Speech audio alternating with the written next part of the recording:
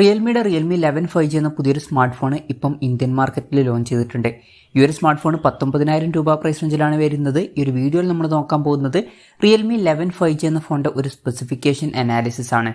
ആദ്യം നമ്മൾ എടുത്തു പറയേണ്ട ഫീച്ചേഴ്സിനെ പറ്റി പറയുകയാണെന്നുണ്ടെങ്കിൽ 67 വാട്ടിൻ്റെ ഫാസ്റ്റ് ചാർജിംഗ് സപ്പോർട്ട് ഈ ഫോണിൽ വരുന്നുണ്ട്. വേണമെന്നുണ്ടെങ്കിൽ അത് നമുക്ക് എടുത്തു പറയേണ്ട ഫീച്ചേഴ്സിൽ ഉൾപ്പെടുത്താവുന്നതാണ്. വേറെ എന്തെങ്കിലും ഫീച്ചേഴ്സ് ഉണ്ടോ എന്ന് വെച്ചാൽ വേറെ എടുത്തു പറയേണ്ട ഫീച്ചേഴ്സുകളായിട്ട് എനിക്ക് തോന്നിയിട്ടില്ല. ഇനി ഈ ഒരു പ്രൈസ് റേഞ്ചിൽ വലിയ തരക്കേടില്ല എന്ന് തോന്നിയിട്ടുള്ള ഫീച്ചേഴ്സിനെ പറ്റി പറയുകയാണെന്നുണ്ടെങ്കിൽ ഇപ്പോൾ ബാറ്ററിയുടെ കാര്യത്തിൽ തന്നെ 5000 mAh ബാറ്ററി ഇതിൽ കൊടുത്തിട്ടുണ്ട്. ടൈപ്പ് സി ചാർജിംഗ് പോർട്ടും ഇതിൽ വരുന്നുണ്ട്. ആ ബാറ്ററി സെറ്റപ്പ് മൊത്തം അത്യാവശ്യം നല്ല ബാറ്ററി സെറ്റപ്പാണ് എന്നൊക്കെ പറയാവുന്നതാണ്. പിന്നെ പ്രോസസ്സറിൻ്റെ കാര്യം പറയുകയാണെന്നുണ്ടെങ്കിൽ mediatek dimensity 6100+ എന്ന പ്രോസസ്സർ ഇതിൽ വരുന്നുണ്ട്. ഈ ഒരു പ്രൈസ് റേഞ്ചിൽ ഇത് ബെസ്റ്റ് ആയിട്ടുള്ള പ്രോസസ്സറൊന്നുമല്ല, തരക്കേടില്ലാത്തൊരു പ്രോസസ്സർ അത്രയേ ഉള്ളൂ.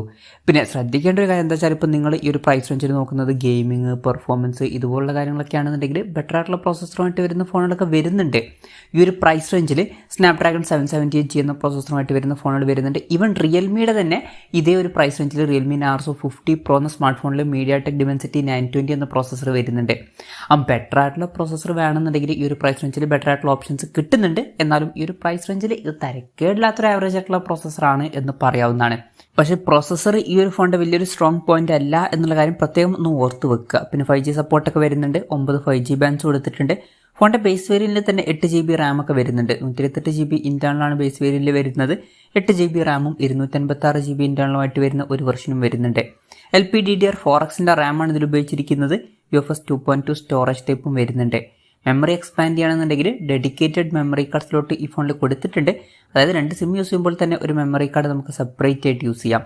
ഡൈനാമിക് റാം എക്സ്പാൻഷൻ എന്നുള്ള ഫീച്ചർ ഈ ഫോണിൽ വരുന്നുണ്ട്. അതായത് എക്സ്ട്രാ റാം വേണ്ട സമയത്ത് ഇന്റേണൽ മെമ്മറിയിൽ നിന്ന് കുറച്ച് മെമ്മറി എടുത്തിട്ട് അത് റാമായിട്ട് യൂസ് ചെയ്യും.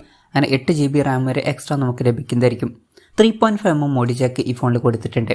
ആൻഡ്രോയിഡ് 13 ബേസ് ആയിട്ടുള്ള റിയൽമി സോഫ്റ്റ്വെയർ ആണ് ഈ ഫോണിൽ വരുന്നത്. ഈ ഒരു ഫോണിൽ side mounted finger print sensor കൊടുത്തിട്ടുണ്ട്. ഫോണിൻ്റെ വെയിറ്റ് വരുന്നത് 190 ഗ്രാമാണ്. തിക്നെസ് വരുന്നത് 8.05mm ആണ്. പിന്നെ ഈ ഫോണിൻ്റെ ഗ്ലോറി ഗോൾഡ് അതുപോലെ തന്നെ ഗ്ലോറി ബ്ലാക്ക് എന്നിങ്ങനെ 2 കളർ വേരിയൻസ് ആണ് ഇപ്പോൾ ലോഞ്ച് ചെയ്തിരിക്കുന്നത്. ഇനി ക്യാമറയുടെ കാര്യം പറയുകയാണെന്നുണ്ടെങ്കിൽ ഫോണിൻ്റെ പിന്നിൽ ഡ്യുവൽ ക്യാമറ സെറ്റപ്പ് കൊടുത്തിട്ടുണ്ട്. 108 മെഗാപിക്സലിൻ്റെ f1.75 വരുന്ന മെയിൻ ക്യാമറ സെൻസറാണ് ഈ ഫോണിൽ കൊടുത്തിരിക്കുന്നത്. ഇത് സാംസങ് ISOCELL HM6ൻ്റെ സെൻസറാണ്. പിന്നെ രണ്ടാമത് 2 മെഗാപിക്സലിൻ്റെ f2.4 വരുന്ന ഒരു പോർട്രേറ്റ് ലെൻസും വരുന്നുണ്ട്. പിന്നെ ക്യാമറയുടെ കാര്യത്തിൽ നിരാശപ്പെടുത്തി എന്ന് തോന്നിയിട്ടുള്ള ഫീച്ചേഴ്സിൽ ഒരു കാര്യം പറയാനുണ്ട്. അത് നമുക്ക് ആ ഒരു സെക്ഷനിൽ പറയാം. സെൽഫി ക്യാമറയുടെ കാര്യം പറയുകയാണെന്നുണ്ടെങ്കിൽ ഫ്രണ്ടിൽ 16 മെഗാപിക്സലിൻ്റെ f2.45 വരുന്ന സെൽഫി ക്യാമറ എടുത്തിട്ടുണ്ട്.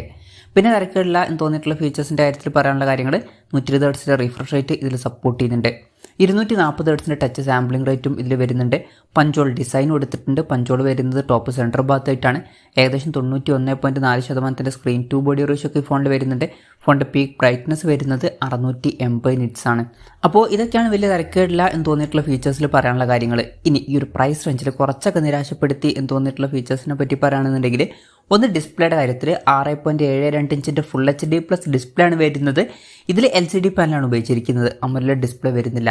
19,000 രൂപ പ്രൈസ് റേഞ്ചിൽ വരുന്ന ഒരു ഫോണിലൊക്കെ അവർക്ക് AMOLED ഡിസ്പ്ലേയും കാര്യങ്ങളൊക്കെ കൊടുക്കായിരുന്നു. പക്ഷേ ഈ ഫോണിൽ അത് കൊടുത്തിട്ടില്ല. ഇപ്പോൾ റിയൽമിയുടെ തന്നെ ഇതേ പ്രൈസ് റേഞ്ചിൽ റിയൽമി നാർസോ 50 Pro എന്ന സ്മാർട്ട് ഫോൺ വരുന്നുണ്ട്. അതിൽ AMOLED ഡിസ്പ്ലേ വരുന്നുണ്ട്. അതുപോലെ തന്നെ ഇതിനേക്കാൾ കുറഞ്ഞൊരു പ്രൈസ് റേഞ്ചിൽ വരുന്ന ഒരു 5G ഫോണാണ് റിയൽമി നാർസോ 60. അതിലും AMOLED ഡിസ്പ്ലേയും കാര്യങ്ങളൊക്കെ വരുന്നുണ്ട്. പക്ഷേ ഈ ഫോണിൽ കൊടുത്തിട്ടില്ല. അപ്പം അത് കുറച്ച് ഡിസപ്പോയിൻറ്റിംഗ് ആയിട്ടാണ് എനിക്ക് തോന്നിയിട്ടുള്ളത്. പിന്നെ പറയേണ്ട ഒരു കാര്യം, സിംഗിൾ സ്പീക്കറാണ് ഇതിൽ കൊടുത്തിരിക്കുന്നത്. ഈ ഒരു പ്രൈസ് റേഞ്ചിലൊക്കെ നമ്മൾ ഡ്യുവൽ സ്റ്റീരിയോ സ്പീക്കേഴ്സ് എക്സ്പെക്ട് ചെയ്യുന്നുണ്ട്. പക്ഷേ സിംഗിൾ സ്പീക്കറേ ഇതിൽ വരുന്നുള്ളൂ. പിന്നെ ക്യാമറയുടെ കാര്യത്തിൽ ultra wide angle lens back ക്യാമറയിൽ കൊടുത്തിട്ടില്ല.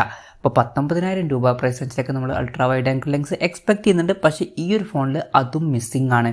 അപ്പോൾ ഇതൊക്കെയാണ് കുറച്ച് നിരാശപ്പെടുത്തിയെന്ന് തോന്നിയിട്ടുള്ള ഫീച്ചേഴ്സിൽ പറയാനുള്ള കാര്യങ്ങൾ. ഇതാണ് ഫീച്ചേഴ്സ്. ഇനി വിലയുടെ കാര്യം പറയുകയാണെന്നുണ്ടെങ്കിൽ 8GB റാം 128GB ഇന്റേണൽ വെർഷൻ്റെ വില വരുന്നത് 18,999 രൂപയാണ്. 256GB ഇന്റേണൽ വെർഷൻ്റെ വില വരുന്നത് 19,999 രൂപയാണ്.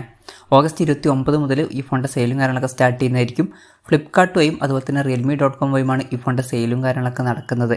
എന്തായാലും ഓവറോൾ നോക്കുകയാണെന്നുണ്ടെങ്കിൽ ഈ ഒരു പ്രൈസ് റേഞ്ചിൽ ഇത് അത്ര മികച്ചൊരു ഫോണാണ് എന്ന് പറയാൻ പറ്റില്ല. ഒന്നാമത്തെ ഒരു കാര്യം എന്ന് പറയുന്നത് കോമ്പറ്റീഷൻ അത്യാവശ്യം ടൈറ്റ് ആണ്. ബാക്കി ബ്രാൻഡുകളുടെ കാര്യം ഒഴിവാക്കിയിട്ട് റിയൽമിയുടെ മാത്രം കാര്യം നോക്കുകയാണെന്നുണ്ടെങ്കിൽ ഇതേ പ്രൈസ് റേഞ്ചിൽ റിയൽമി നാർസോ 50 പ്രോ എന്ന സ്മാർട്ട് ഫോൺ ഇപ്പം അവൈലബിൾ ആണ്. കുറച്ച് പഴയ ഫോണാണെങ്കിലും ഈ ഒരു പ്രൈസ് റേഞ്ചിൽ തന്നെ അതിൽ നമുക്ക് AMOLED ഡിസ്പ്ലേ കിട്ടുന്നുണ്ട്. അതുപോലെ തന്നെ ഇതിനേക്കാൾ ബെറ്റർ ആയിട്ടുള്ള ഒരു പ്രോസസ്സർ വരുന്നുണ്ട്, സ്റ്റീരിയോ സ്പീക്കേഴ്സ് കൊടുത്തിട്ടുണ്ട്, ക്യാമറയിൽ അൾട്രാ വൈഡ് ആംഗിൾ ലെൻസ് ഒക്കെ വരുന്നുണ്ട്. അപ്പം ഈ ഒരു പ്രൈസ് റേഞ്ചിൽ ഇതിനേക്കാളൊക്കെ ഒരു ബെറ്റർ ആയിട്ടുള്ള ഓപ്ഷൻ ഇതേ പ്രൈസ് റേഞ്ചിൽ വരുന്ന റിയൽമി നാർസോ 50 പ്രോ എന്ന സ്മാർട്ട് ഫോൺ ആയിരിക്കും.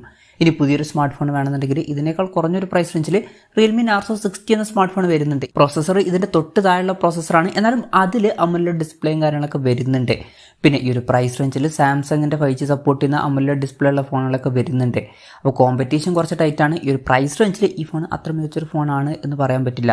അപ്പോൾ ഞാൻ ഈ ഒരു ഫോൺ റെക്കമെൻഡ് ചെയ്യുമോ എന്ന് വെച്ചാൽ ഞാൻ അധികം ഈ ഫോൺ റെക്കമെൻഡ് ചെയ്യില്ല. ഞാൻ ഇതിനേക്കാളൊക്കെ കൂടുതലായിട്ട് റെക്കമെൻഡ് ചെയ്യുന്നത് റിയൽമി നാർസോ 50 പ്രോ എന്ന സ്മാർട്ട് ഫോണാണ്. നിങ്ങൾക്ക് റിയൽമിയുടെ തന്നെ ഒരു ഫോൺ വേണം എന്നുണ്ടെങ്കിൽ ഈ ഒരു പ്രൈസ് റേഞ്ചിൽ. എന്തായാലും ഈ ഒരു ഫോൺ ഈ ഒരു പ്രൈസ് റേഞ്ചിൽ അത്ര മികച്ചൊരു ഫോണായിട്ട് എനിക്ക് തോന്നിയിട്ടില്ല. നിങ്ങളുടെ അഭിപ്രായം ജസ്റ്റ് ഒന്ന് കമൻറ്റ് ചെയ്യുക.